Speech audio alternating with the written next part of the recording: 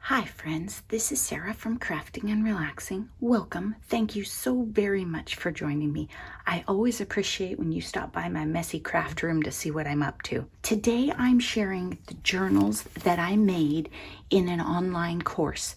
This class was Tiffany from Southern Gals Design. It was her class called Soul Food, and I'll link down below in case you're interested. And it's on Jean Oliver's platform. And I'm not sure if I said Jean's name right, but the idea that I wanted you to have is sometimes online courses are offered on different people's platforms just because maybe they have it, maybe they were working together, collaborating, whatever. This was my second class that I have taken by Tiffany. The first one I did was faces. It was about faces and I loved it. It was all techniques and just we made one mess after another and my brain was like, oh, I've never tried these two things together. That one was great. I don't follow classes to a T, so there was a project made in that one. I didn't make it, and if I say I didn't see things or I didn't understand in something, it's probably because I wasn't paying attention. I don't care that much as long as I'm having fun. The first class I really loved. This class was a little bit frustrating for me, but I'll give you some recommendations on how to work through that because I still think it's an awesome class. It just wasn't what I was expecting after the last one. The first thing I will say to you is before you buy an online class, be sure you have a block of time. Don't just sit there at 10 o'clock at night in bed purchasing online classes. There are millions and millions and millions of them, and you could go broke just like Amazon shopping. So be sure that you have a block of time. So what I usually do is I see a class that I want to do and I pencil it in on my calendar, and it might get bumped for a couple of weekends or a couple of nights, but I don't push go and pay the money until I am ready to dedicate a couple hours. That's just my personal thing. I think that works out better. You have to commit the time. It's not just about paying the money. I made 2 in the class because of dry time, and Tiffany mentioned during the class we'd prepped so much stuff you could, and I thought, what the heck? I mean, my whole room was trashed, so I made 2. I'm going to show you the one I made for myself. This one, I followed the instructions somewhat better. The cover turned out perfectly straight. This one I did not, and it's bowed, so you might want to follow Tiffany's instructions. We have fabric scraps, and I used embroidery floss. Tiffany uses a lot of trash to treasure.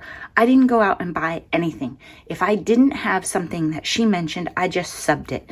We had a purchasing issue with paper in our crafting and relaxing circle, and Noni ordered some 11 by 17 paper because she wasn't watching the size. Tiffany was using a large pad of paper, and this is a very tall book, so I just used that. I have paper from Art Swaps. I have watercolor paper. I don't know why. Maybe 20 years ago, I thought at a Stampin' Up! Party there was a cool technique and I bought watercolor paper. I have no idea. I don't watercolor. Use what you have. If your paper isn't big enough for the cover, stagger it. Let me show you some examples. Here, I have bits of paper that are smaller. You can stagger up and down. It'll work fine. You don't have to go buy it, but she does give you the product list in case you're interested in something. So let's just flip through.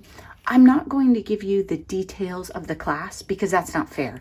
She took the time to make that class and talk about techniques. What I will tell you is this journal is assembled and ready to make a mess in. That's the point of the class and techniques. And there were all sorts of segments about techniques. So I'll just flip the pages. I'm not going to explain the pages to you, but I would be shocked if you don't see a page that you would want to play on and make a mess with. And then I'll tell you about the class itself and knowing what I know now, how I would do it next time. The class has many segments and there is dry time.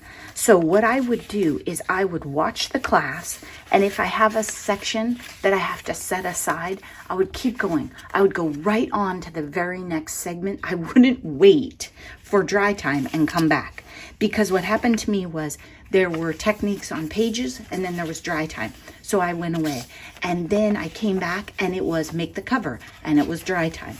So just keep watching, don't stop, because I think you could do the entire class, maybe not in a day, no, because this class had some soak. But you could probably, if you started, especially if you started Friday night, you could get to a point where Sunday your journal is assembled and you could play in it and have it ready for the week. I don't think you could do it all in one day because she has some really cool techniques that take a while. You have to allow soaking or drying, different things. I have started some of my pages, but mostly I just have it assembled and ready to play in. So that would be my number one thing, is keep watching. Don't say, okay, well, I'm supposed to come back to this tomorrow. Just keep watching. And the other thing is, you don't have to do the segments in order. You could still play and watch her texture or her 5-minute journaling and play in something else, even if this book wasn't ready. So you could entertain yourself and have a great time.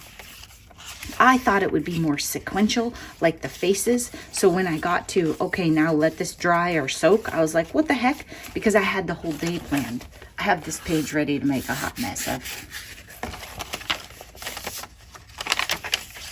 Just the variety on these pages that you end up with. And all I did was follow her prompts and ideas, and her videos inspired me to end up with this. Then this one, this is the second one I made. I kind of have my sister in mind. I do not have any idea whether she would be interested in this. If she isn't, I'll probably do a giveaway or put it in Etsy. But I just thought, I challenged myself to bring in even more color. You know, there's a lot of blue in this one and bits of blue. This one has an amazing amount of color. My sister never met a color that she didn't like. I did this cover with my glossy sprays from Dina Wakley, and I just kept adding, even though I was thinking, nope, that's enough. This paper has texture and cool color. I probably wouldn't have put it right inside the cover. That's why I moved this over, because I didn't want to cover it all up. And on my stitching and bits of fabric, I used a lot of different colors and really didn't hold back. This one has more going on than probably any journal I've ever made. I didn't seal the signatures with masking tape or washi tape. She talked about that you could do that, I think, but I just wasn't worried about it. I love this atlas page, coffee dyed paper. And you don't have to have any of these specific items. I do not want you to look at this and think, oh, I can't do that class because I don't have a giant atlas. She did not at any point say, go get an atlas page.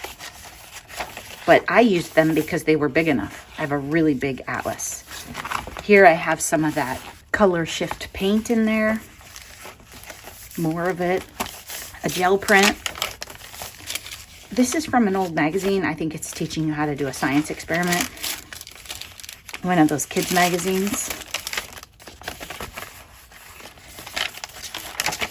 And again, I didn't use I think she said to use waxed linen thread. I at some point will obtain some, but I haven't yet, so I used embroidery floss because I have a lot of that. This could be a little tuck spot or something else. And I didn't worry about whether the pages were too sturdy. I think if you want them sturdier, you could gesso on them. But by the time you add paint and texture paste and whatever, look at this one. It's a pocket, and I made it with something that Noni made on the laminator, and then I sewed it in.